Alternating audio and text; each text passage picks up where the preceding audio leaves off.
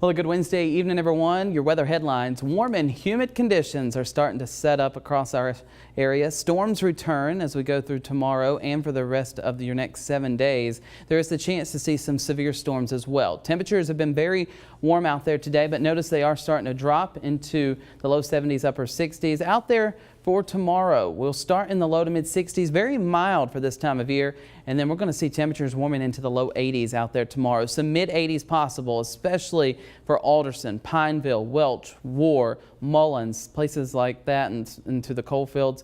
Everyone else, I think, will see low 80s. Futurecast showing we will start to see some conditions start to dry out a little bit overnight tonight, partly cloudy. And then notice as we go through tomorrow morning, it starts out dry, and then by the afternoon hours, we'll start to see some storms move through. Some of these could be on the strong side, so we'll have to monitor any storms that develop for the potential for some damaging winds and large hail.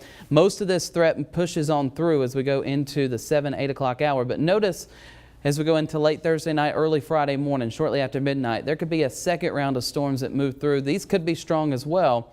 And then we'll be left with a few morning showers. Some sunshine returns for Friday afternoon before we start to see maybe a few more storms for the weekend. High pressure is building in across the deep south. A warm front lifts to the north, and as it does so, we start to really pump in that heat and humidity. A cold front gets close to us tomorrow afternoon. That'll help trigger those showers and storms, and then it kind of stays around for a few days, and that'll help keep the chance of storms locally for our forecast. Now, the severe weather outlook for the rest of tonight does not include us. However, tomorrow, that chance starts to increase. Notice it's a 1 out of 5, a marginal risk. Very low end, but something we're keeping our eye out on. Slight risk just to the north of us, so all of us in Nicholas, Fayette, Raleigh, Wyoming, Greenbrier, Summers, Monroe, northern Mercer County, northern McDowell County, under that marginal risk for severe weather. We talked about this yesterday, how it was on our northern counties. I wouldn't be surprised if they extended that further to the south, and that's what they've done. So tomorrow, we'll see if it continues to shift to the south.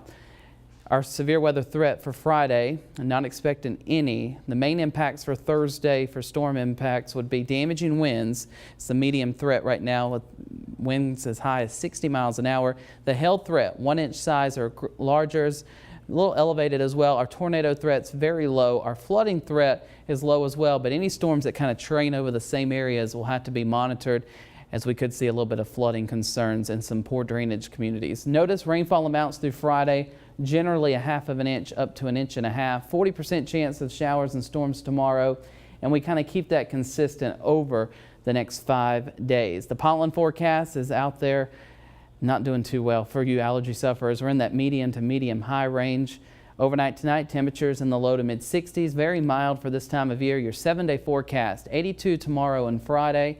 Notice we keep the summer-like pattern in here all the way through the weekend and early next week with showers and storms just about each and every day. Terrell?